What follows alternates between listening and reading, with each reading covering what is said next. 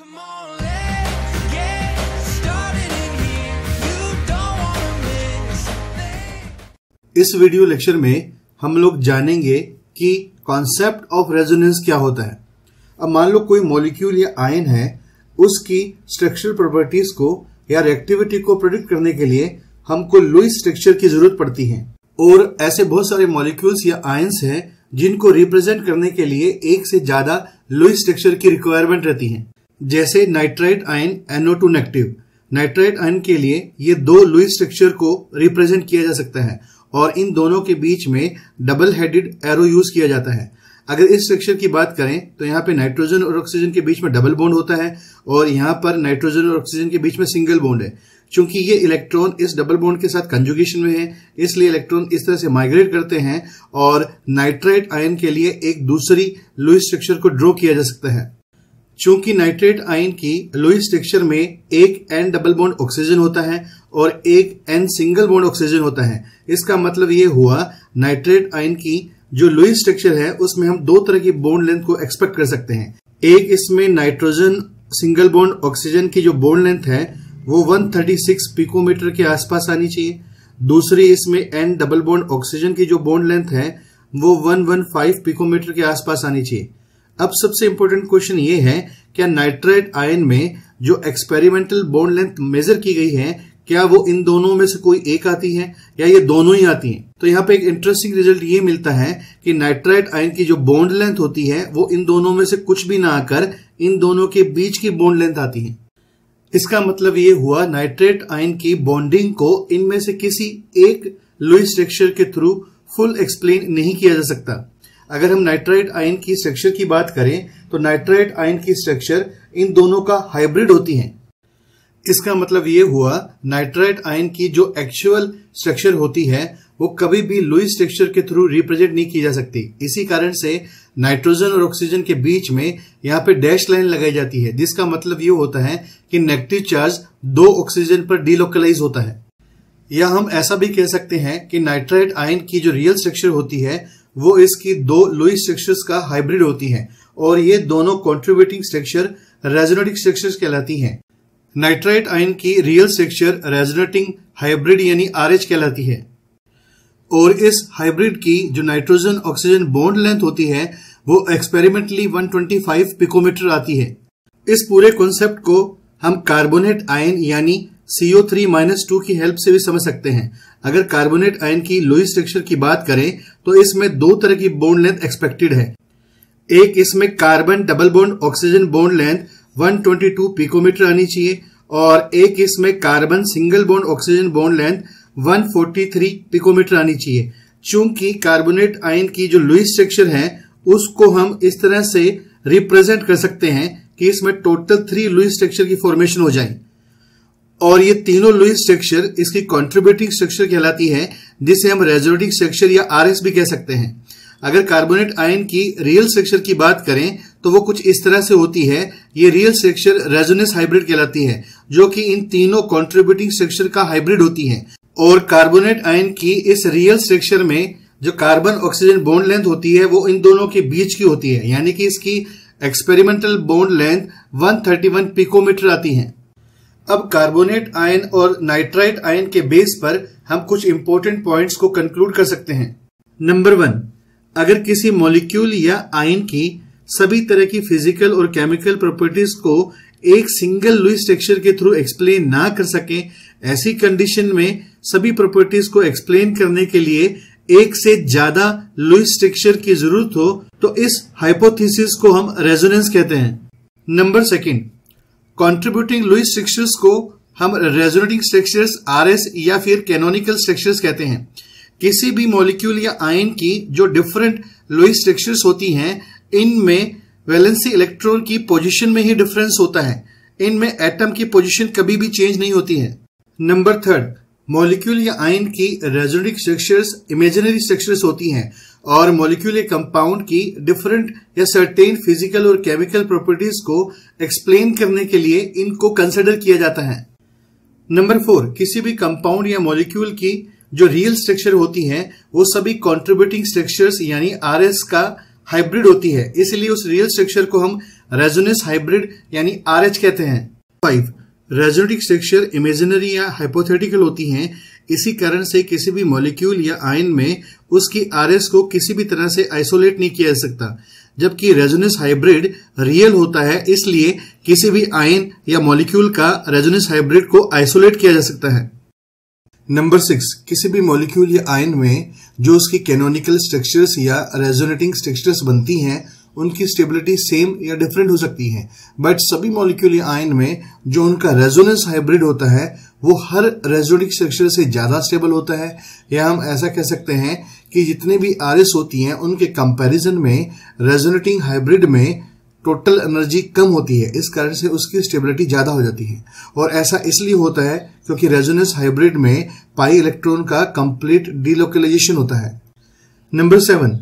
Compound में resonance hybrid की stability को रेजोनेंस एनर्जी यानी RE की फॉर्म में मेजर किया जाता है। अगर RE को डिफाइन करें तो कंपाउंड में जो मोस्ट स्टेबल रेजोनेटिक स्ट्रक्चर होती है उसकी एनर्जी और रेजोनेंस हाइब्रिड की एनर्जी में जो डिफरेंस होता है उसको हम रेजोनेंस एनर्जी RE कहते हैं। रेजोनेंस एनर्जी के कॉन्सेप्ट को हम बेंजीन के एग्जाम्पल से बहुत अच्छे से समझ सकते हैं। अगर बेंजीन की सभी फिजिकल और केमिकल प्रॉपर्टीज को एक्सप्लेन करा जाए तो इसके लिए हमको 2 RS की जरूरत पड़ती है, यानी कि हमको इसकी 2 लुईस स्ट्रक्चर्स की जरूरत होती है, और दोनों ही लुईस स्ट्रक्चर कंट्रीब्यूटिंग स्ट्रक्चर होने के कारण इसे रेजोनेटिक स्ट्रक्चर कहा जाता है। और जो इसकी रियल स्ट्रक्चर यानी रेजोनेंस हाइब्रिड होता है वो इन दोनों RS के कंट्रीब्यूशन से या इनका हाइब्रिड होता है। सभी मॉलिक्यूल या आयंस की तरह ही बेंजीन में भी जो उसकी RS होती हैं वो इमेजिनरी या हाइपोथेटिकल होती हैं, जबकि RH यानी रेजोनेंस हाइब्रिड रियल होता है, जिसको हम कार्बन कार्बन बॉन्ड लेंथ से एक्सप्लेन कर सकते हैं। अगर हम इन RS की बात करें तो इसमें 2 तरह की बॉन्ड लेंथ आनी चाहिए। इसमें carbon single bond carbon 154 picometre का होना चाहिए, जबकि कार्बन और कार्बन के बीच का जो डबल बॉन्ड है वो 134 पिकोमीटर का होना चाहिए। बट इसमें एक्सपेरिमेंटल डेटा ये शो करता है कि बेंजीन का जो बॉन्ड लेंथ होता है वो इन दोनों के बीच का होता है और इसकी बॉन्ड लेंथ 139 पिकोमीटर होती है। बेंजीन के केस में इसकी दोनों RS की स्टेबिलिटी इक्वल होती है, जबकि रेजोनेंस हाइब्रिड की स्टेबिलिटी RS के कंपैरिजन में ज्यादा होती है, क्योंकि रेजोनेंस हाइब्रिड में जो पाई इलेक्ट्रॉन का कंप्लीट कंजुगेशन होता है इससे इसकी एनर्जी डिक्रीज हो जाती है और इसकी स्टेबिलिटी इंक्रीज हो जाती है। यहाँ पे बेंजीन की रेजोनेंस एनर्जी का एक डायग्राम दिया गया है। इस एक्सिस में बेंजीन की रेजोनेंस एनर्जी और इस एक्सिस में पोटेंशियल एनर्जी को रखा गया है। चूंकि रेजोनेंस हाइब्रिड में पाई इलेक्ट्रॉन का कंप्लीट डीलोकलाइजेशन होता है, इसलिए इसमें नेट एनर्जी रेजोनेंस स्ट्रक्चर के कंपैरिजन में बहुत कम रहती है, इसलिए इसकी स्टेबिलिटी ज्यादा होती है। अगर रेजोनेंस एनर्जी को इसके अकॉर्डिंग डिफाइन किया जाए तो जो RS है उसकी एनर्जी और रेजोनेंस हाइब्रिड की एनर्जी में जो डिफरेंस होगा उसको हम रेजोनेंस एनर्जी कहते हैं। रेजोनेंस एनर्जी को कंपाउंड की HOH यानी हीट ऑफ हाइड्रोजनेशन के साथ भी कोरिलेट कर सकते हैं। इसके अकॉर्डिंग रेजोनेंस एनर्जी जो होती है वो एक्सपेक्टेड HOH और एक्चुअल HOH का डिफरेंस होती है। HOH को हम प्रीवियस वीडियोस में बहुत डिटेल में एक्सप्लेन कर चुके हैं। अगर अभी भी आपने HOH का वीडियो नहीं देखा है तो इस चैनल की प्लेलिस्ट यानी ORM 5 में जाकर HOH और HOC दोनों के डिटेल वीडियोस आप देख सकते हैं। इसी तरह से मेसोमेरिक इफेक्ट्स की एप्लीकेशन के दौरान हमने रेजोनेंस एनर्जी और RS में रिलेशन भी देखा है। किसी भी कंपाउंड की resonance energy directly proportional to number of RS या नंबर ऑफ कैनोनिकल स्ट्रक्चर्स होती हैं। जिस कंपाउंड या आयन से जितनी ज्यादा RS बनती है वो कंपाउंड उतनी ज्यादा रेजोनेंस एनर्जी रखता है, यानी कि वो कंपाउंड उतनी ज्यादा एनर्जी लिबरेट करता है। रेजोनेंस एनर्जी जो होती है उसका डेल H नेगेटिव होता है, यानी एक्सोथर्मिक होती है। इसी तरह से अगर इससे ज्यादा एनर्जी रिलीज होती है तो इसको हम स्टेबिलिटी के साथ भी कोरिलेट कर सकते हैं कि resonance energy directly proportional to stability. अगर कोई कंपाउंड या मॉलिक्यूल स्टेबल है तो उसकी रिएक्टिविटी इनवर्सली प्रोपोर्शनल होती है, यानी स्टेबिलिटी और रिएक्टिविटी हमेशा इनवर्सली प्रोपोर्शनल है। अगर रेजोनेंस एनर्जी स्टेबिलिटी के डायरेक्टली प्रोपोर्शनल है इसका मतलब रिएक्टिविटी के वो इनवर्सली प्रोपोर्शनल हो गई। अगर बेंजीन की रेजोनेंस एनर्जी की बात की जाए तो इसकी रेजोनेंस एनर्जी जो होती है वो 36 किलो कैलोरी पर मोल होती है, यानी इतनी सारी एनर्जी रिलीज करने के कारण ही बेंजीन स्टेबल मॉलिक्यूल बन जाता है। और इसीलिए इसमें 3 पाई बॉन्ड होते हुए भी ये एल्कीन की तरह एडिशन रिएक्शन नहीं दे सकता है और इससे इलेक्ट्रोफिलिक एरोमेटिक सब्स्टिट्यूशन रिएक्शंस होती हैं। जब हमने कैटालिटिक हाइड्रोजनेशन का पार्ट 3 डिस्कस किया था यानी ORM 5 में, तब हमने बेंजीन के रिस्पेक्ट में एक इंपॉर्टेंट इंटरेस्टिंग डेटा शेयर किया था। मान लीजिए हमारे पास साइक्लोहेक्सीन है, इसके एक डबल बॉन्ड को रिड्यूस करने के लिए टोटल इसमें 29 किलो कैलोरी पर मोल एनर्जी रिलीज होती है, यानी इसके एक डबल बॉन्ड की जो HOH हीट ऑफ हाइड्रोजनेशन होती है वो 29 किलो कैलोरी पर मोल होती है। ये इसकी अप्रोक्स वैल्यू है, एग्जैक्ट वैल्यू 28.6 होती है। ठीक है, इस कॉन्सेप्ट को समझने के लिए अपने इसकी अप्रोक्स वैल्यू ले रहे हैं। अब मान लो मुझे बेंजीन को रिड्यूस करना है, तो एक बॉन्ड को रिड्यूस करने में 29 किलो कैलोरी पर मोल एनर्जी निकली। 3 बॉन्ड को रिड्यूस करना है तो इसमें 29 इंटू 3 टोटल इसमें 87 किलो कैलोरी पर मोल निकलनी चाहिए। बट एक्चुअल में निकलती कितनी है? इसमें निकलती सिर्फ 51 किलो कैलोरी पर मोल है, यानी कि 87 किलो कैलोरी पर मोल इसकी एक्सपेक्टेड HOH थी, जबकि 51 किलो कैलोरी पर मोल इसकी ऑब्जर्व HOH है। और अभी हमने इसे वीडियो में देखा कि जो रेजोनेंस एनर्जी होती है वो एक्सपेक्टेड HOH माइनस उसकी एक्चुअल HOH का डिफरेंस होती है। तो इसमें इन दोनों का जो डिफरेंस होगा वो 36 किलो कैलोरी पर मोल होगा। ये बेंजीन की रेजोनेंस एनर्जी होगी। अब बात करते हैं कंडीशंस ऑफ रेजोनेंस की। किसी भी मॉलिक्यूल या आयन में रेजोनेंस शो करने के लिए 2 कंडीशंस का फुलफिल होना जरूरी होता है। पहला कि मॉलिक्यूल में या उस आयन में कंजुगेशन होना चाहिए। कंजुगेशन की अगर बेसिक डेफिनेशन दें कि 2 डबल बॉन्ड अगर एक सिंगल बॉन्ड से सेपरेटेड है, यानी जब तक आपको डबल सिंगल डबल का पैटर्न मिलता रहेगा तो ऐसा सिस्टम कंजुगेटेड सिस्टम कहलाएगा। नंबर 2, जिस मॉलिक्यूल में या आयन में कंजुगेशन है या उसके किसी एक पार्ट में कंजुगेशन है, उस पार्ट में जितने भी एटम्स प्रेजेंट हैं उनका हाइब्रिडाइजेशन sp2 या sp होना चाहिए, क्योंकि इससे उनके जो p ऑर्बिटल होंगे वो सिस्टम में पैरेलल रहेंगे और पैरेलल p ऑर्बिटल ही रेजोनेंस में पार्टिसिपेट कर पाते हैं। और p ऑर्बिटल के पैरेलल होने के कारण ही उस सिस्टम में प्लेनरिटी मेंटेन हो पाती है। p ऑर्बिटल की प्लेनरिटी के कॉन्सेप्ट को हम सेपरेट वीडियो SIR यानी स्टेरिक इनहिबिशन ऑफ रेजोनेंस में डिटेल में डिस्कस करेंगे। अब बात करते हैं किन किन कंडीशंस में कंजुगेटेड सिस्टम डेवलप हो सकता है। कंडीशन नंबर 1, अगर किसी एटम पर पॉजिटिव चार्ज है और ऐसा एटम डबल या ट्रिपल बॉन्ड के साथ सिंगल बॉन्ड से सेपरेटेड है तो ऐसा सिस्टम कंजुगेटेड सिस्टम कहलाता है और इसमें रेजोनेंस पॉसिबल हो सकता है। बेसिकली इसमें इलेक्ट्रॉन को मूव करते वक्त हमेशा ये ध्यान में रखना है कि हमेशा इलेक्ट्रॉन को हाई इलेक्ट्रॉन डेंसिटी से लो इलेक्ट्रॉन डेंसिटी में मूव करना है। चूंकि किसी एटम पर पॉजिटिव चार्ज है यानी कि उसमें इलेक्ट्रॉन की डेफिशिएंसी है, तो इस केस में यहां से डबल बॉन्ड के इलेक्ट्रॉन और यहां से ट्रिपल बॉन्ड के इलेक्ट्रॉन यहां दिए जाएंगे, जिससे बी और सी के बीच में नए बॉन्ड की फॉर्मेशन हो जाएगी, जबकि ए और बी के बीच में एक बॉन्ड कम हो जाएगा, जिससे इसकी कुछ इस तरह से नई RS डेवलप हो जाएगी। इस टाइप के कंजुगेशन में आपको ये ध्यान में रखना है कि अगर आप ट्रिपल बॉन्ड को कंजुगेशन में यूज कर रहे हो तो इसमें 2 पाई बॉन्ड होते हैं, जिसमें से केवल एक पाई बॉन्ड ही अपने p ऑर्बिटल को कार्बोकेटाइन के p ऑर्बिटल के साथ पैरेलल रख सकता है। इसलिए इन दोनों पाई बॉन्ड में से आपको केवल एक पाई बॉन्ड को यूज करना है। इसी तरह से जब इलेक्ट्रॉन इधर माइग्रेट होते हैं तो C की तो डेफिशिएंसी दूर हो जाती है, बट A के ऊपर डेफिशिएंसी जनरेट हो जाती है। कंडीशन नंबर 2, अगर मान लीजिए किसी एटम पर नेगेटिव चार्ज है और negative charge bearing atom double या ट्रिपल बॉन्ड से सिंगल बॉन्ड से सेपरेटेड है तो ऐसा सिस्टम भी कंजुगेटेड सिस्टम कहलाता है। क्योंकि यहाँ पर इलेक्ट्रॉन डेंसिटी ज्यादा है, इसलिए इलेक्ट्रॉन कुछ इस तरह से माइग्रेट होते हैं और इनके थ्रू बी और सी के बीच में डबल बॉन्ड की फॉर्मेशन हो जाती है और ए के ऊपर नेगेटिव चार्ज की फॉर्मेशन से कुछ इस तरह से इसकी RS बन जाती है। कंडीशन नंबर 3, अगर मान लीजिए किसी एटम पर लोन पेयर प्रेजेंट है और ऐसा एटम डबल या ट्रिपल बॉन्ड से सिंगल बॉन्ड के थ्रू सेपरेट है तो ये सिस्टम भी कंजुगेटेड सिस्टम कहलाता है। और इसमें ये लोन पेयर जब डबल या ट्रिपल बॉन्ड की साइड माइग्रेट करता है तो इसमें ए के ऊपर नेगेटिव चार्ज की फॉर्मेशन हो जाती है, जबकि सी के ऊपर पॉजिटिव चार्ज की फॉर्मेशन हो जाती है। अब कंडीशन नंबर 2 को कंडीशन 3 के साथ कंपेयर करते हैं और यहाँ पे सबसे इंपॉर्टेंट कंक्लूजन ये निकलता है कि अगर कोई एटम अपना नेगेटिव चार्ज को डोनेट करता है तो उसके ऊपर किसी भी तरह का चार्ज या डेफिशिएंसी जनरेट नहीं होती। अगर कोई एटम अपना लोन पेयर डोनेट करता है तो उस डोनर के ऊपर पॉजिटिव चार्ज की फॉर्मेशन हो जाती है।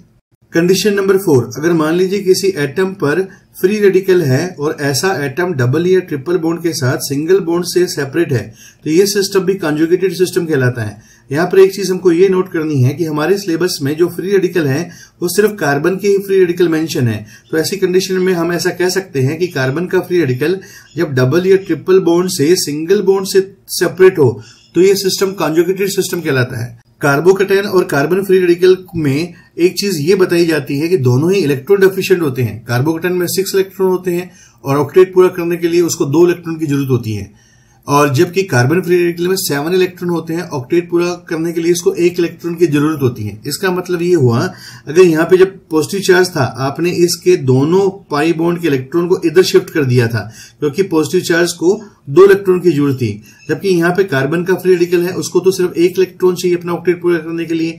इसलिए ये जो पाई बॉन्ड होगा इसको हम फ्री रेडिकली क्लीवेज करेंगे, यानी ये होमोलिटिकली क्लीवेज होगा। क्योंकि कोई भी सिंगल बॉन्ड 2 इलेक्ट्रॉन से मिलकर बना हुआ है और हमको इस बॉन्ड के दोनों इलेक्ट्रॉन को होमोलिटिकली क्लीवेज करना है, तो इसमें होगा क्या, इसमें से 1 इलेक्ट्रॉन बी पे चला जाएगा, इसी तरह से 1 इलेक्ट्रॉन ए पे आ जाएगा, और बिल्कुल सेम कंडीशन नीचे होगी कि 1 इलेक्ट्रॉन बी पे आ जाएगा और 1 इलेक्ट्रॉन इधर ए पे आ जाएगा। जैसे ही बी पे 1 इलेक्ट्रॉन आया होगा, अब ये बी इस सी के 1 इलेक्ट्रॉन के साथ नई बॉन्ड की फॉर्मेशन कर लेगा। इसी तरह ऐसी बॉन्ड फॉर्मेशन नीचे भी हो जाएगी, जिससे हमारे पास इसकी कुछ इस तरह की आरएस बनेगी।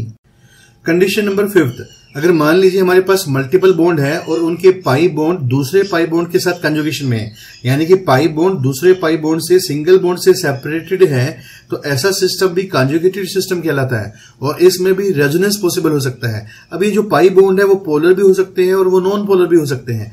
अगर नॉन पोलर बॉन्ड होते हैं तो उसमें इलेक्ट्रॉन दोनों साइड मूव कर सकता है, जबकि अगर पोलर बॉन्ड हो तो उसमें डायरेक्शन डिसाइड होती है कि इलेक्ट्रॉन किस तरह से मूव करेंगे।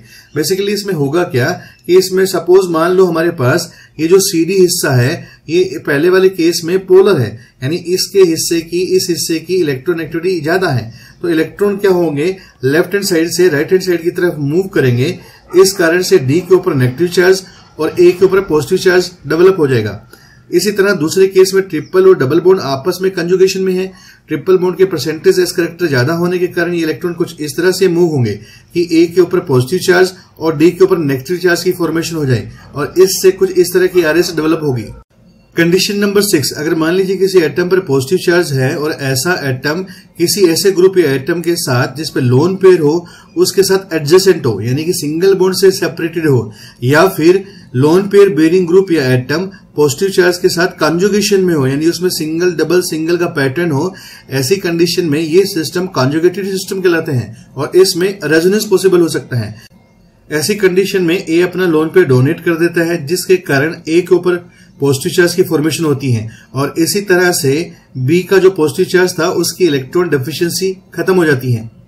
इलेक्ट्रॉन को डोनेट करने के बाद जो इसकी आरएस बनेगी, इन आरएस को अगर आप इसके साथ कंपेयर करोगे तब आप इजीली ये कंक्लूड कर सकते हो कि इसमें ए के ऊपर इलेक्ट्रॉन डोनेशन करने के कारण ऑक्टेट पूरा हो गया है, इसलिए ये आरएस इनके कंपैरिजन में ज्यादा स्टेबल होती हैं।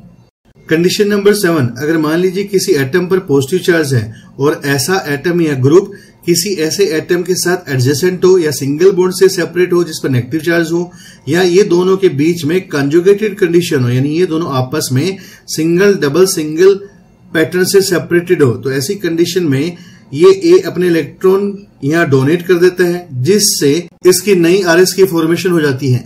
इन सभी कंडीशंस के बाद 2 तरह की टर्मिनोलॉजी बहुत ज्यादा इंपॉर्टेंस रखती है, एक डीलोकलाइज, दूसरा लोकलाइज। आपने कई बार क्वेश्चन में देखा होगा, ऐसे पूछा जाता है कितने इलेक्ट्रॉन या पॉजिटिव चार्ज या negative charge free radical delocalise है या फिर लोकलाइज है। इसको बड़ी आसानी से हम एक लाइन में समझ सकते हैं। अगर कोई positive charge, negative charge, lone pair, free radical अगर रेजोनेंस में पार्टिसिपेट कर सकते हैं तो वो डीलोकलाइज है, अगर वो रेजोनेंस में पार्टिसिपेट नहीं कर सकते तो वो लोकलाइज है। अब मान लो हमारे पास एक अमाइड का एग्जांपल है। अमाइड में C डबल बॉन्ड O और N एडजेसेंट होते हैं। इस अमाइड में एक लोन पेयर नाइट्रोजन पे है और इसी तरह से ऑक्सीजन की बात करें तो इस पर 2 लोन पेयर हैं। अब आप ये देख के बताओ इन सातों में से कौन सी कंडीशन इसमें फुलफिल हो रही है। इसमें लोन पेयर वाले एटम और डबल बॉन्ड सिंगल बॉन्ड से सेपरेटेड है, या हम ऐसा कह ले इसमें 3rd नंबर कंडीशन फुलफिल हो रही है। अब इसमें होगा क्या, ये जो नाइट्रोजन का लोन पेयर होगा वो इस तरह से माइग्रेट करेगा और माइग्रेट करने के कारण इसकी एक नई आरएस की फॉर्मेशन होगी।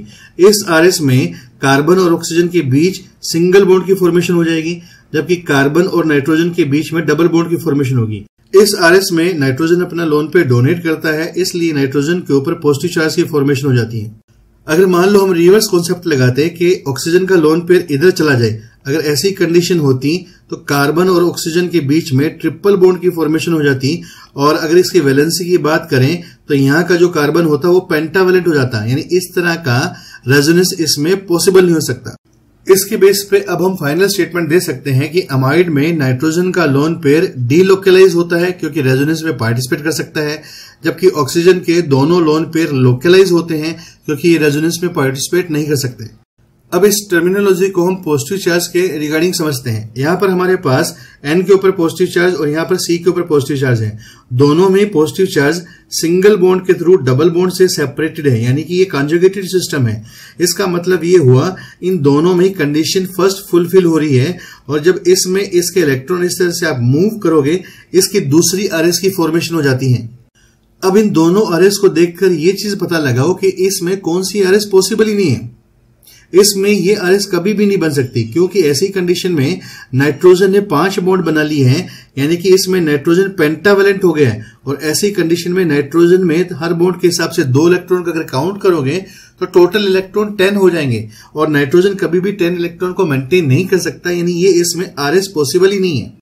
जबकि इस केस में किसी भी तरह से वैलेंसी का एरर नहीं है, इसलिए अब हम स्टेटमेंट दे सकते हैं कि इस एग्जांपल में नाइट्रोजन का जो पॉजिटिव चार्ज है ये लोकलाइज है, जबकि इस एग्जांपल में कार्बन का पॉजिटिव चार्ज डीलोकलाइज है, रेजोनेंस में पार्टिसिपेट कर सकता है।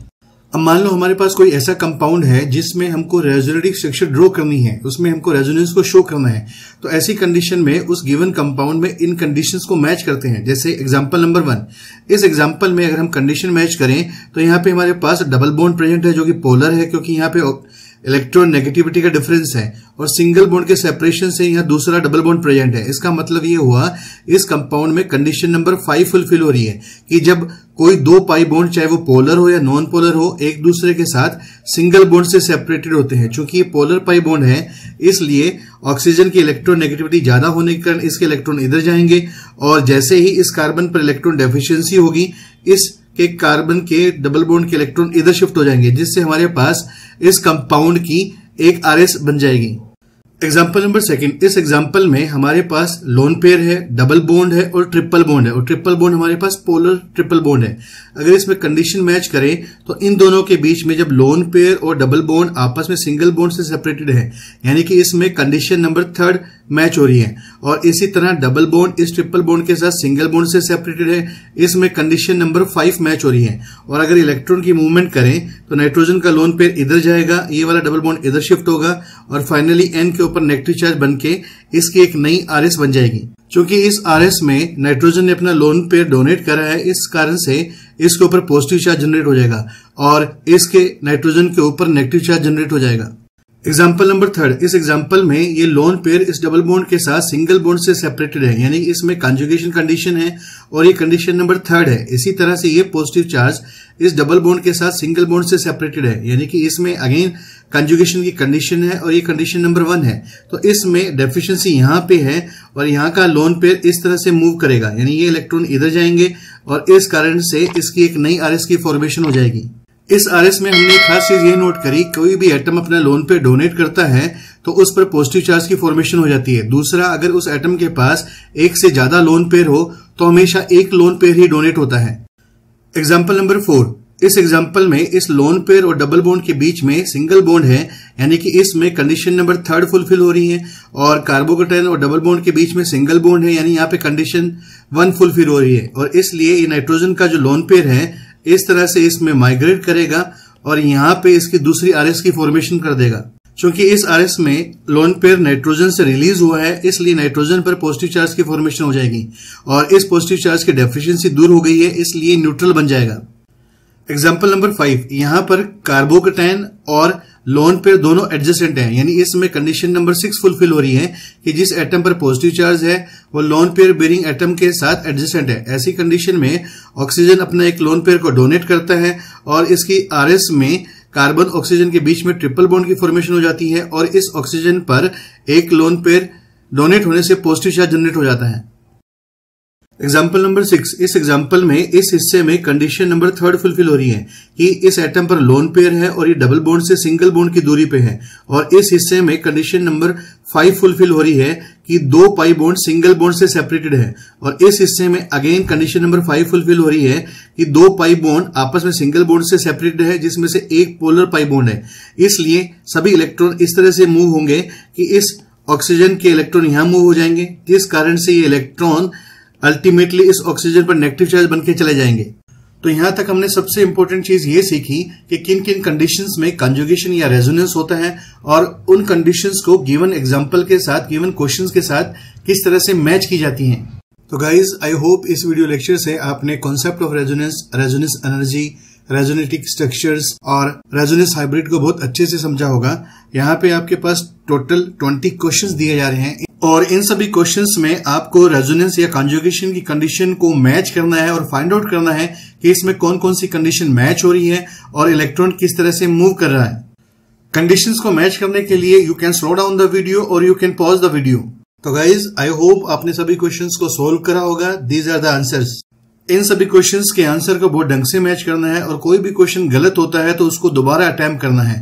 आई होप आपके ये सभी क्वेश्चन करेक्ट हुए होंगे। इन क्वेश्चंस के रिगार्डिंग या फिर वीडियो में किसी भी एग्जाम्पल के रिगार्डिंग आपका कोई भी डाउट है तो आप कमेंट सेक्शन में कमेंट करके पूछ सकते हैं। नेक्स्ट 2 वीडियोस में हम लोग आरएस पे ही फोकस करेंगे। आरएस के इन दोनों वीडियोस में जो वेरी फर्स्ट वीडियो होगा उसमें हम उन रूल्स को डिस्कस करेंगे जिनके थ्रू किसी भी कंपाउंड या आयन की आरएस को ड्रॉ किया जाता है। और उसके सेकंड वीडियो में हम लोग उन रूल्स को डिस्कस करेंगे जिससे आरएस की स्टेबिलिटी डिसाइड होती है।